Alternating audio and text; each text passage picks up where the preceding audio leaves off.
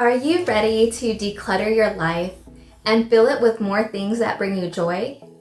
Or maybe you have this nagging feeling that things could be better, but you're not quite sure you understand what it is. And how, if you don't know what it is, how are you supposed to get it out of your life or do something about it? In this episode, I'm going to talk about how to get clearer on what will bring you joy.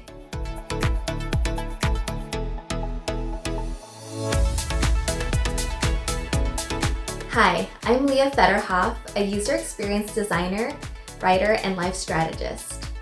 I want to help women like you thrive in work and life. One of my favorite books that I usually keep on my bedside table or near my desk is The Path Made Clear by Oprah Winfrey. In this book, she covers a lot of snippets and anecdotes from past interviews where people make observations or talk about discoveries and insights on how to live their life purpose. To me, this is what bringing joy and cultivating joy into your life is. It's being self-aware, first of all, about who you are, what it is you want out of life, and what are those dreams you have for yourself, and how to live in pursuit of that. I believe when you're on that path, all things will start to flow into place. Life should feel easy, flowing, seamless, and that's the dream. And it's not like, oh, I'm going to wake up happy forever, but it's that peace and knowing that you are doing everything in your power to get to where you want to go. And there is a peace when you feel like you're doing what you're meant to be doing. It's such a fulfilling feeling, and that's what I want for you. So if you're not there already, that's what today's topic is about. So I want to read a couple excerpts just to kind of give you more of an idea of some of these interviews and anecdotes that resonated with me. So here's a book, and I'm going to flip to a couple of these. So the first one is an interview with John Kabat-Zinn, who basically founded the mindfulness program, or the 8-week program for mindfulness. What he says here is, what mindfulness is saying to all of us is find your own way. Listen to your own heart. Listen to your own longing. Because what we're really trying to do is to live our life as if it matters. Because it does matter, right? And then this other one from Adyashanti. We're always living a life where we're chasing a sense of self, which feels underneath it inauthentic. And then life becomes a compensation for not knowing who we are. It is almost like a wound within us when we get disconnected from the truth of our being. We do feel that. And then we're trying to fill it with love or approval or success or the million ways that we seek fulfillment from outside ourselves. But no matter how much fulfillment we get, there's that place inside that until we've realized the truth of our being, we will feel estranged from our own being and from each other. Right? So both of these start to talk about how to know yourself and how to remove those distractions, right? The decluttering I told you about.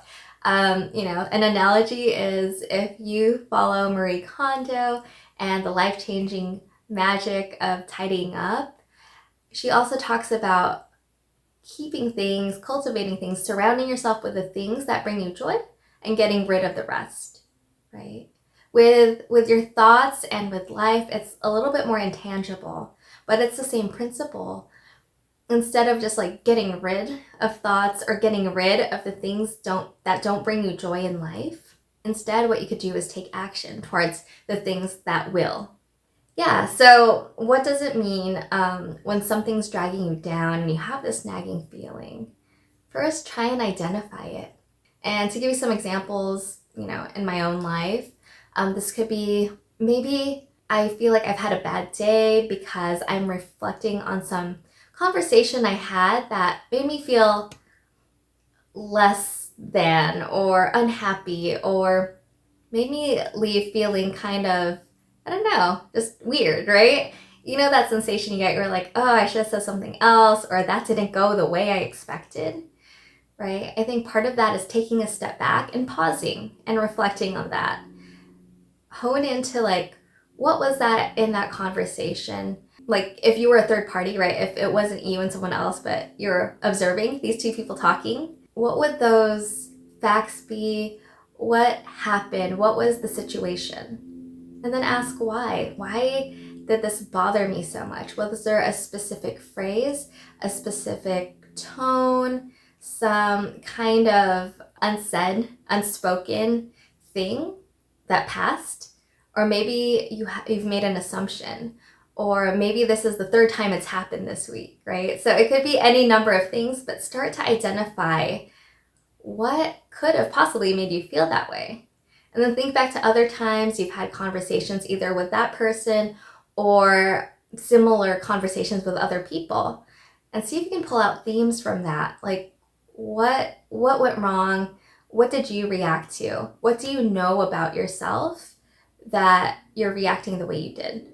And then, what you could do for next time is, right, this is the taking action piece, is what would you do differently next time? Another example is sometimes I get in waves where I feel like I'm stuck, like I'm not growing or learning. And that's something I know is one of my core values. It's something that brings me joy, is learning something new or feeling like I'm growing or stretching myself or learning a new skill in some way. So when I feel like I'm not learning or growing, I get antsy. I know that something's up and I need to do something about it. But I don't always have the answer to what that thing is. So when I feel this and it's, been weeks or months that this nagging feeling is still bothering me, once again, I could still be joyful in all other parts of my life. I could still be happy, but I know my life could be that much better if I figure this one thing out. So what I'll do is lock myself in the bedroom, take a bath, or, hide out in my home office, have my husband take the kids somewhere for a few hours, and I'll either flip to a blank page of a notebook or start a mind map and just like jot everything down, like what's going on my mind, what am I hoping to do or be, or, few years from now that I'm not today.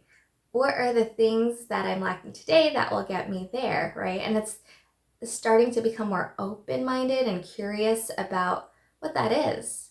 Maybe I'll discover that I just want to get creative right now. I want to learn a new skill, or I want to practice something, or I want to take a class on a topic.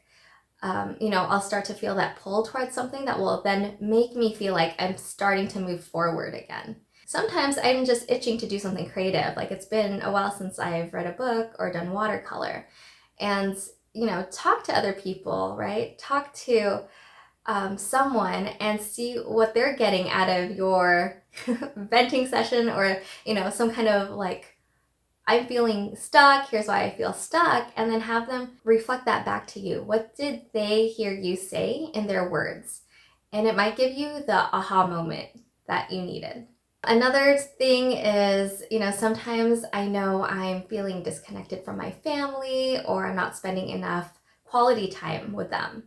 And then once again, it's that exercise. Is it because I am spending time with them, but we're all on screens and we need to go outside? Sometimes I'll just set the intention and be like, okay, tomorrow morning, first thing when we wake up, we're going for a walk around the block, or we're going to go on an adventure, right? Try out or check out a new park, a new restaurant, whatever that is.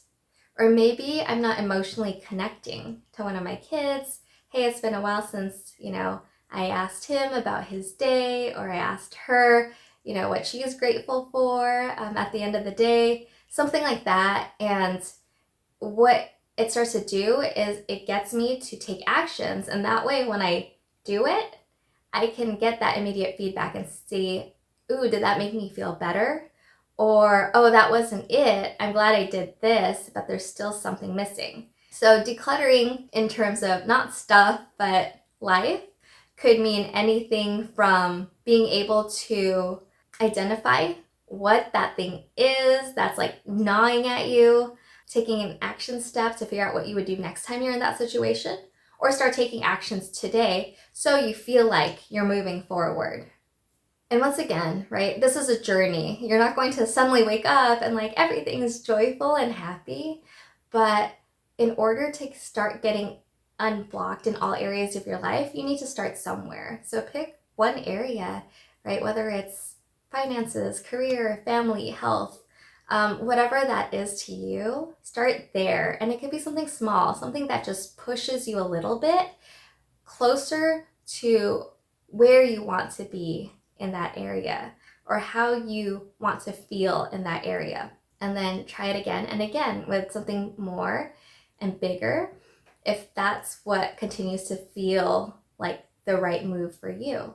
And once you work on one area, it makes it easier to work on that in other areas of life. And before you know it, you're thriving, right, in multiple areas of your life. And once you're at that level, it becomes so much easier to come back to, ooh, it's easier now to identify what doesn't bring me joy because I have clarity on what it feels like and how the rest of my life is working, right? So you have to start from somewhere, start small, build that up, get to that level of well-being, that internal feeling of peace and alignment that you want for that area, then move on to another one and another one. And then the next time you're feeling stuck, it's like a lot easier to pinpoint where that area is. So if you enjoyed this episode, subscribe and share with your friends. If you're looking for more resources to thrive in work and life, go to swishie.com and sign up for my newsletter where I share weekly life inspirations that you'll get only there. If you're a woman of color seeking a like-minded community, check out my private Facebook group. Thanks for watching and see you next time on Swishie.